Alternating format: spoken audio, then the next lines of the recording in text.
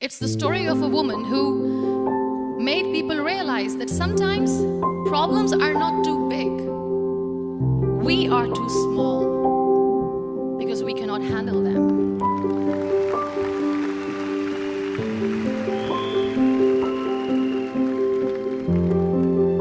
It is the story of a woman who with time realized the real happiness doesn't lie in success, money, fame. It lies within. Real happiness lies in gratitude.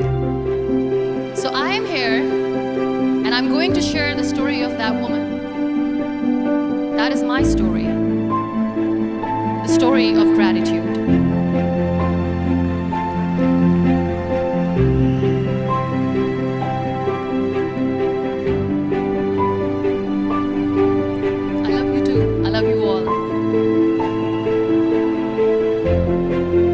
I believe in the power of words. Many people speak before they think. But I know the value of words. The words can make you, break you, they can heal your soul, they can damage you forever. So I always try to use the positive words in my life wherever I go. They call it adversity, I call it opportunity. They call it weakness, I call it strength. They call me disabled, I call myself differently able. They see my disability. They see my disability, I see my ability. There are some incidents that happen in your life, and those incidents are so strong, they change your DNA. Those incidents or accidents are so strong that they break you physically. They deform your body, but they transform your soul.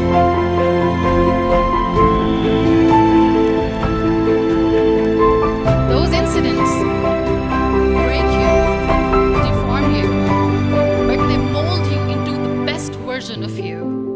And the same thing happened to me. And I'm going to share what exactly happened to me. I was 18 years old when I got married. And this thing I'm sharing for the very first time on an international level. I was 18 years old when I got married. I belonged to a very conservative family, a Baloch family, where good daughters never say no to their parents. My father wanted me to get married. And all I said was, if that makes you happy, I'll say yes. And of course, it was never a happy marriage. Just about after 2 years of getting married, about 9 years ago, I met a car accident. Somehow my husband fell asleep and the car fell in the ditch. He managed to jump out, saved himself. I'm happy for him. I stayed inside the car and I sustained a lot of injuries. The list is a bit long, don't get scared. I'm perfectly fine now. Radius ulna of my right arm were fractured. The wrist was fractured. Shoulder bone and collarbone were fractured. My whole rib cage got fractured. And because of the rib cage injury, lungs and liver were badly injured.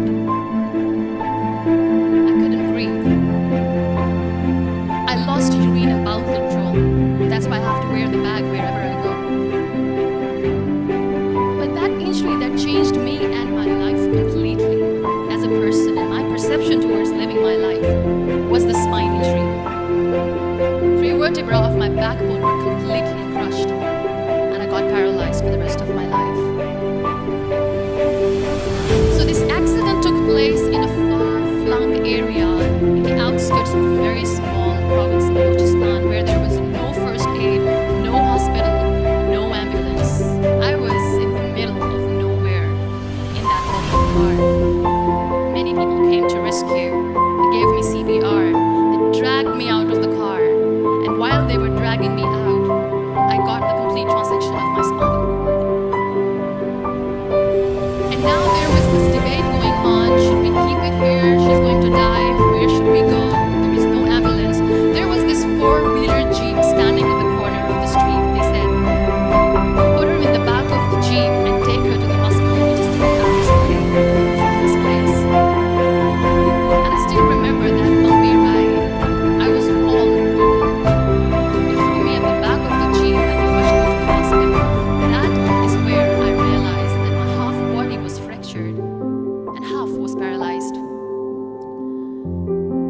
I finally ended up in a hospital where I stayed for 2.5 months.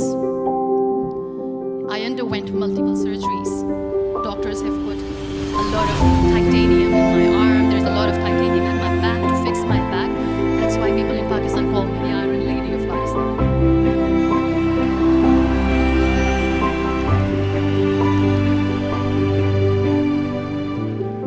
Sometimes I wonder how easy it is for me to describe all this all over again. And somebody has rightly said that when you share your story and it doesn't make you cry, that means you have healed.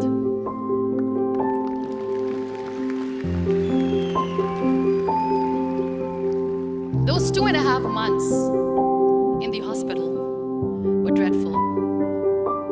I will not make up stories just to inspire you. I was at the verge of despair.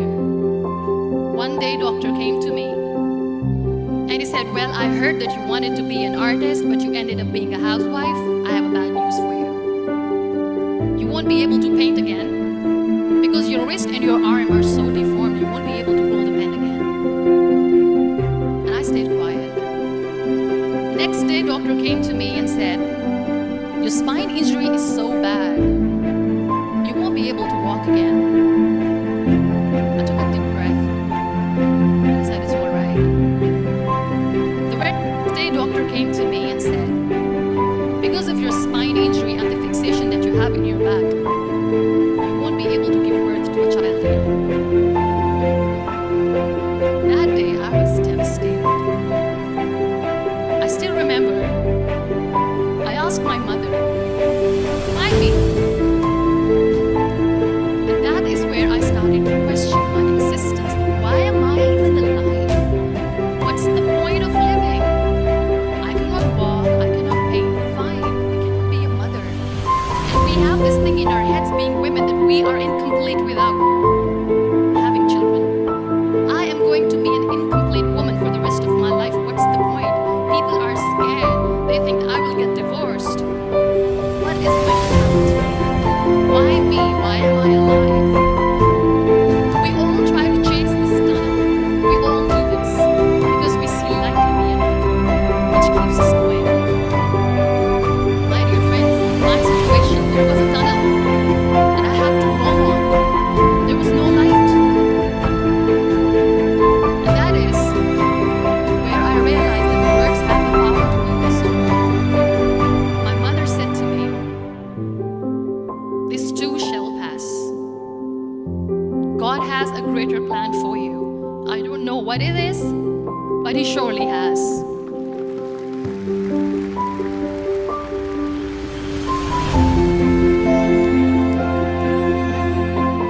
And in all that distress and grief, somehow or the other, those words were so magical that they kept me going. I was trying to put that smile on my face all the time, was hiding. It was so hard to hide the pain, which was there. But all I knew was that if I will give up, my mother and my brothers will give up too. I cannot see them crying with me. So what kept me going was, one day I asked my brothers, I know I have a deformed hand, but I'm tired of looking at these white walls in the hospital and wearing these white scrubs. I'm getting tired of this. I want to add more colors to my life. I want to do something. Bring me some colors, bring me some small canvas. I want to paint. So the very first painting I made was on my deathbed, where I painted for the very first time. It was not just an art piece or just my passion. It was my therapy. What an amazing therapy it was. Without uttering a single word, I could paint my heart out. I could share my story. People used to come and say, what lovely painting, so much color. Nobody could see the grief in it. Only I could.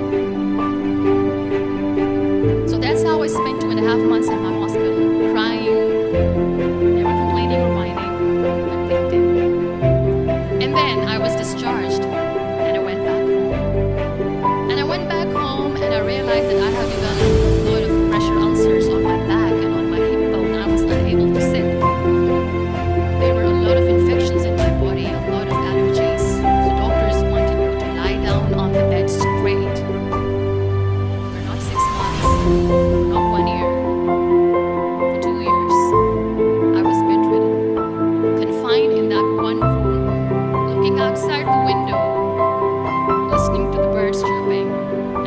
maybe there will be a time when we'll be going out with the family and enjoying the nature. That was the time where I realized how lucky people are where they don't realize. That is the time where I realized that the day I'm going to sit, I'm going to share this pain with everyone to make them realize how blessed they are, that they don't even consider them. There are always turning points in your life. There was a rebirth day that I celebrated.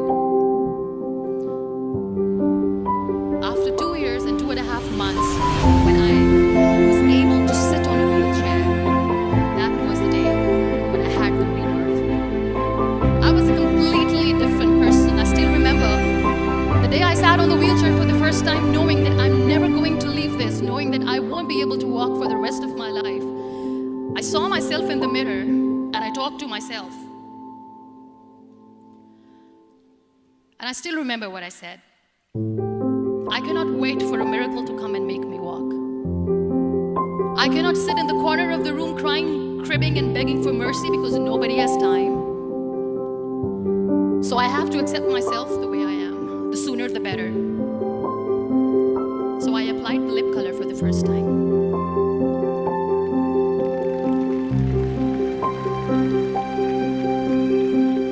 And I erased it. And I cried. And I said, what am I doing? A person on a wheelchair should not do this. What will people say? Clean it up. Put it again. This time I put it for myself. Because I wanted to feel perfect from within.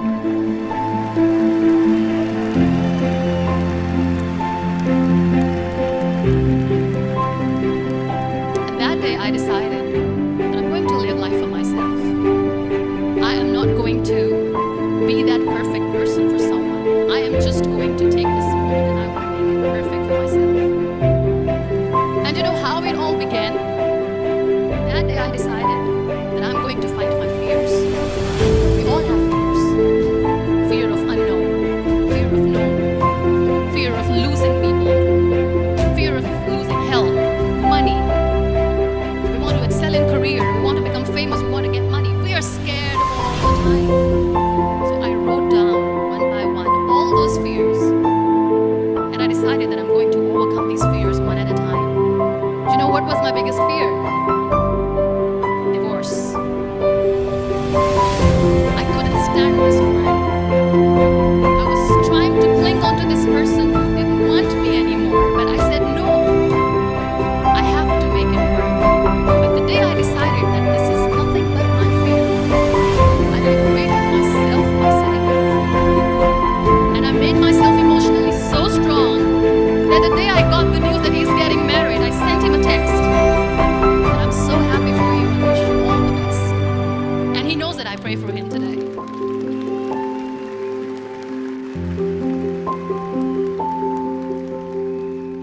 My biggest fear, number 2, was I won't be able to be a mother again. That was quite scary for me. But then I realized there are so many children in the world, all they want is acceptance. So there is no point of crying, just go and adopt one. And that's what I did.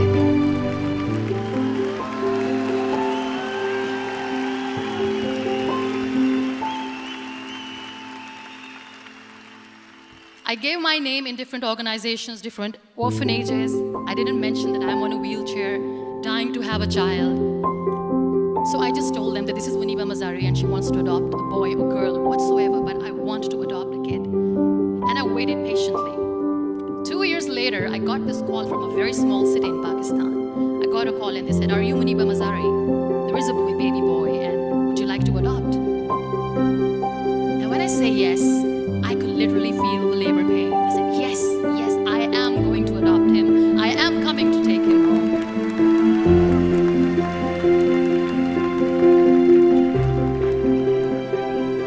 And when I reached there, the man was sitting and he was looking at me from head to toe. And in the back of my head, I kept thinking that he's going to say she's on the wheelchair, she doesn't deserve it. How is she judge me because I'm on the wheelchair. But you know what he said? He said, I know you will be the best mother of this child. You both are lucky to have each other.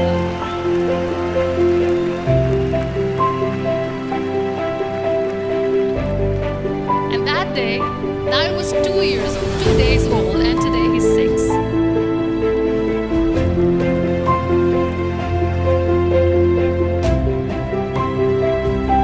You'll be surprised to know another bigger fear that I had.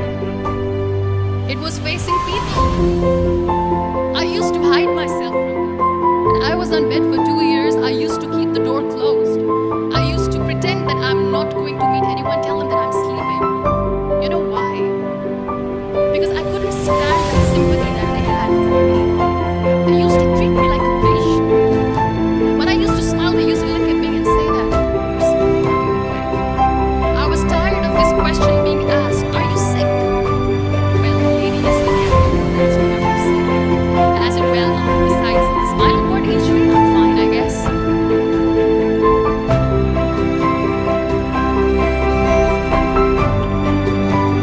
Those are really cute questions. They never used to feel cute when I was on the bed. So I used to hide myself from people, knowing that, oh my God, I'm not going to see that sympathy in their eyes. It's all right. And today I'm here speaking to all these amazing people because I have overcome the fear.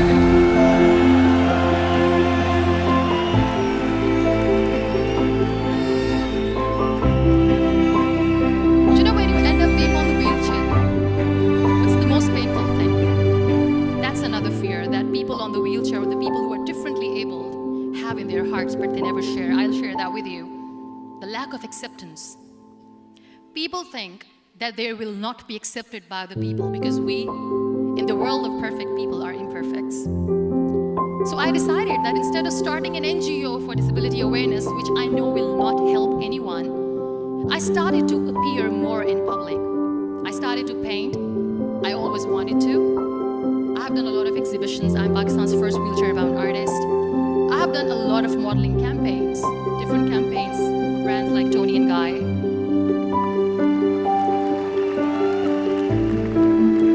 I have done some really funny, breaking the barriers kind of modeling. There was this one by the name Clown Town where I became a clown because I know that clowns have hearts too. And then I also decided that if I really want to make a difference, I am not going to let people use me for their polio campaigns where they will make you a victim under an emblem of misery and mercy and will say that, you know what, give polio drops to your children or they'll become like this girl. I decided that I'm going to join the national TV of Pakistan as an anchor person, and I've been doing a lot of shows for the last 3 years.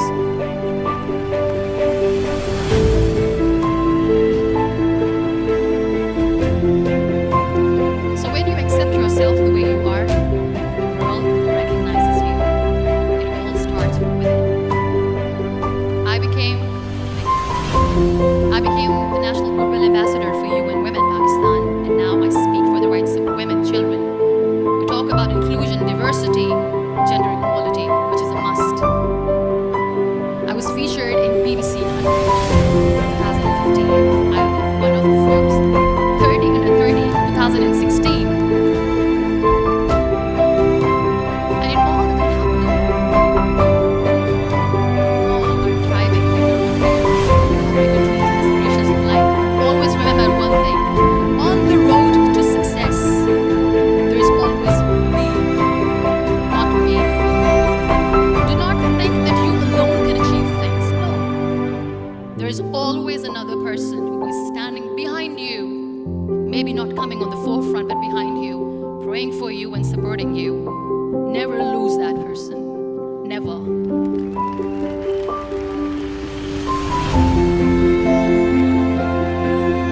No matter how much I say that I couldn't find a hero, so I became one, I still want to recognize those 3 people in my life who literally changed my life completely, and I get inspiration from them every single day. Waleed Khan. Many people know about the terrorist attacks in Pakistan. We have lost many people. And I'm sharing this with a very heavy heart because we actually have lost a lot of people in this huge turmoil of terrorism. These people are barbarians. They do not see people. They're even worse than animals. They have killed people in mosques. They have killed people in churches, temples, even in schools. There was this terrorist attack in Army Public School, Peshawar, where these terrorists entered in an examination hall and they killed our children. And in that attack, that day, this beautiful boy, Waleed Khan, who was my hero, my real life hero, was the proctor who was taking care of the students, who was keeping an eye on the students. Those barbarians shot him 3 times in the face, 5 times on his body, and he fell down. I was asked to give a talk in the school after a week of that terrorist attack. With a very heavy heart, I went there and I spoke. We sang a few national songs. I probably heard but even silent was killing me. I could see children injured. I could see children sitting on the wheelchairs looking at me wondering, what next? What was our fault just because we were here to give examination? We have been short. So many people, so many children lost their friends. Their classrooms were empty. The next day they went to the classroom. So this kid, Waleed Khan, I was asked that he is in a hospital right now and you have to go and see him and motivate him and tell him that it's going to be okay. And when I saw Waleed Khan coming on the wheelchair for the first time in front of me, his face was all torn. His leg was fractured, his arm was fractured. He couldn't talk, he lost his teeth. He cannot sneeze, he cannot smell. He cannot eat. And I kept thinking, what should I say? That everything is going to be all right? No, nothing is all right. And while I was juggling with the words, what to say, what not to say, this beautiful child, Waleed Khan, came to me and he said, "Are you Monica Mazari?" I said, "Yes." He said, "Baji, let's take a selfie."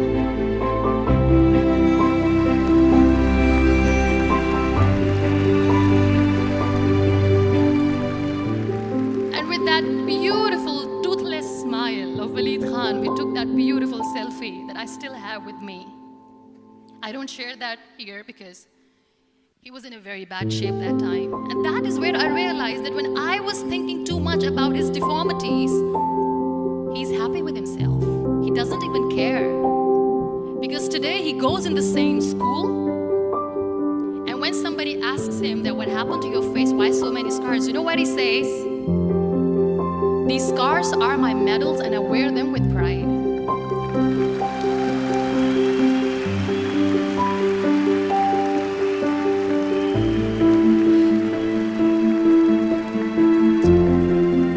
And how beautifully he says the terrorists wanted me not to study. I am going to study. I will become a doctor one day. And this is my way of taking revenge from those terrorists. Another real life hero, of course, my son. His name is Nile, N-I-L-E, River. I learned so much from this kid. The first and foremost thing is patience. How to be patient when you know that your mother cannot walk, when you know that your mother is different from the other, when you know that your mother cannot go out and play with you. How to stay calm. He loves football. And when we got the very first football, he was 4 years old. He was super excited. I still remember he came and he said, "Mom, let's play football." And he kept the ball in my feet. And he said, "Let's kick it." And that day I felt disabled. I said, "I cannot kick it." And I was down with the same face. He looked at me and he said, "Well, that's all right. Your legs are not working, but your hands do.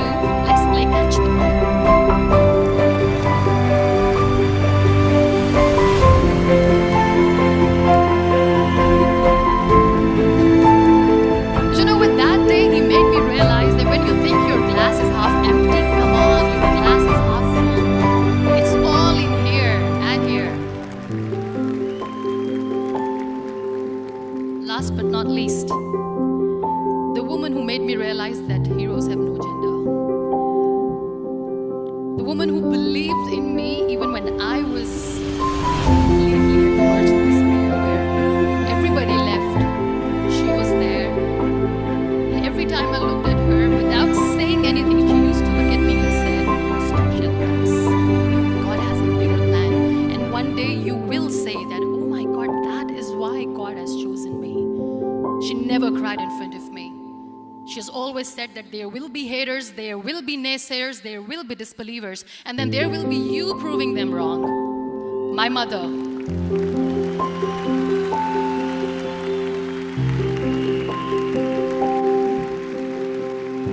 Whatever I am today, I'm nothing without her. I'm nothing without her. Thank you, Mama. I wish you were here. Thank you for making me who I am today.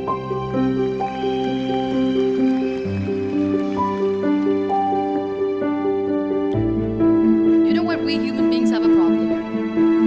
Out of many problems, there is one more, and this is self-created one. We always expect ease from life. We have this amazing fantasy about life. This is how things should work. This is my plan. It should go as per my plan. If that doesn't happen, we give up. So my dear friends, let me tell you one thing. I never wanted to be on the wheelchair. Never thought of being on the wheelchair. I was always aspiring to do bigger things, but had no idea that for that I have paid the price to be where I am today. It's a very heavy price. This life is a test and a trial, and tests and trials are never supposed to be easy. So when you are expecting ease from life, and life gives you lemons, then you make the lemonade, and then do not blame life for that, because you were expecting ease from a trial. Trials make you a stronger, better person. Life is every time you realize that.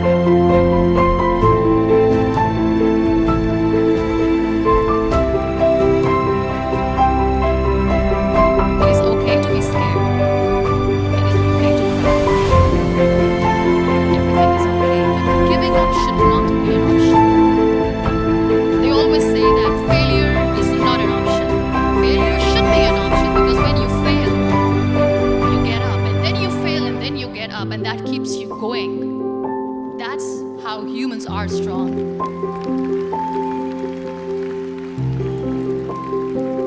Failure is an option, should be an option, but giving up is not. Never. We have this thing in minds. We call it perfection. We want everything perfect. We want ourselves to be perfect. There is this image in our head about everything. Perfect life, perfect relationships, perfect career, perfect amount of money that we need to earn no matter what. Nothing is perfect in this world. We all are perfectly imperfect, and that is perfectly all right. That's all right. We were sent here not to become the perfect people. Those people who tell you how to look perfect, even those people are imperfect. Trying to fight this fear of looking imperfect. I used to be perfect. I still remember. I got this compliment years ago when I used to walk. Oh my God, look at you. You're fair, you're tall, you're perfect. Look at me now.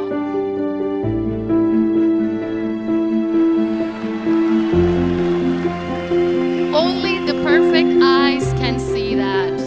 Only the perfect eyes will see that. Only the perfect eyes will see that. So yes, in all those imperfections, you have to listen to your heart. You don't have to look good for people. You don't have to be perfect just because other people want you to be perfect. If your soul is perfect from within, that's all right. This is all what you want. This is all what you need to be. Our society has made very weird kind of norms to look perfect and great. For men, it's different. For women, it's different. We think too much about what people say. We listen to ourselves too much. You know what makes you perfect?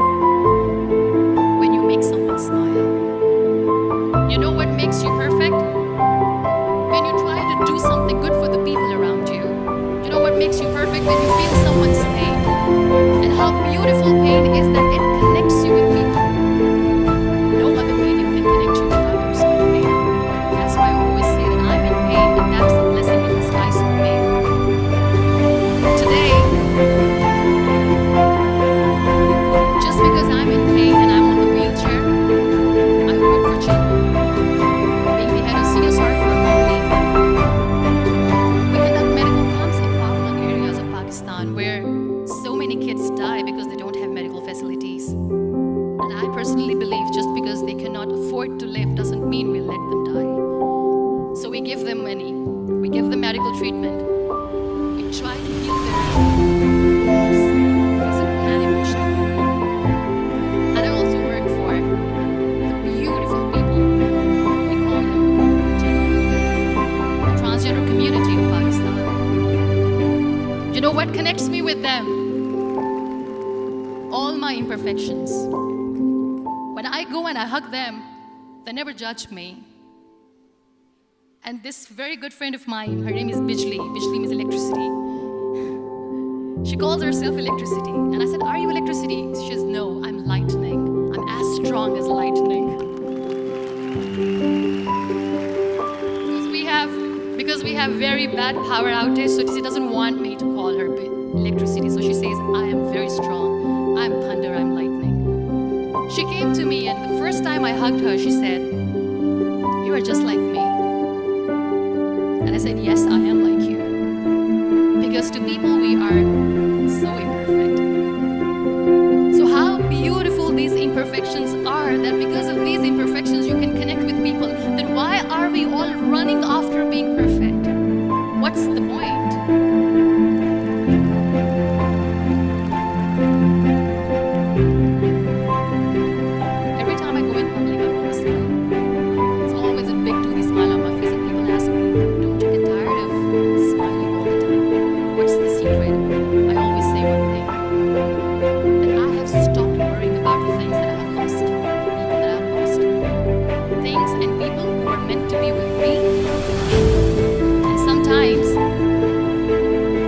Somebody's absence make you a better person.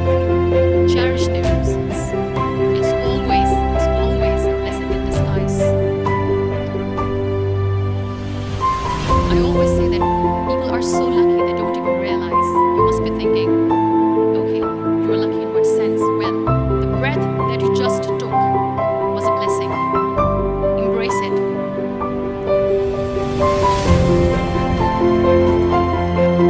There are so many people in the world who are dreaming to live a life that you are living right now. And dear, embrace each and every breath that you take. Celebrate your life. Live it. Don't die before you're done. We all die.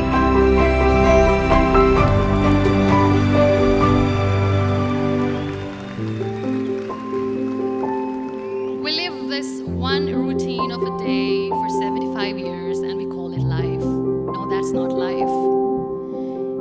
If you're still thinking why you have been sent here, if you're still juggling with the concept of why you are here, you haven't lived yet. You work hard, you make money, you do it for yourself. That's not life. You go out, you seek for people who need your help. You make their lives better. You become that sponge which can absorb all the negativity, and you become that person who can emit beautiful, positive vibes. And when you realize that you have changed someone's life, and because of you, this person didn't give up, that is the day when you live. Always.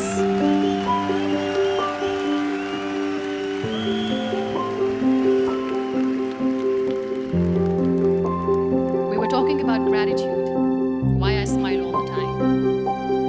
I cry all night when nobody sees me, because I'm a human and I have to keep the balance. And I smile all day because I know that if I will smile, I can make people smile. That keeps me going.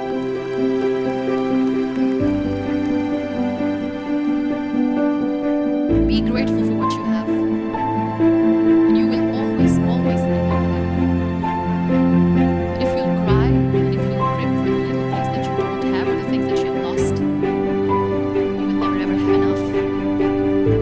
Sometimes we are too busy thinking about the things that we don't have that we forget to cherish the blessings that we have. I'm not saying that I'm not healthy and that makes me unlucky. But yes, it is hard. It is hard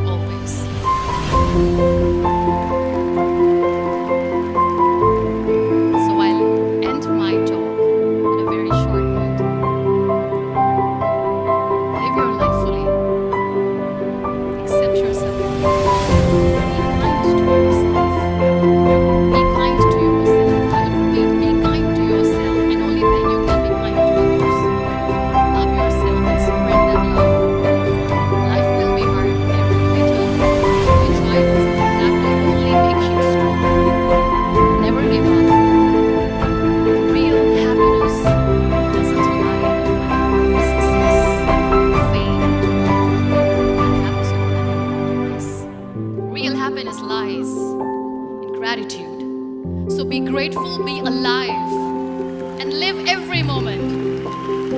Thank you so much, everyone. Thank you.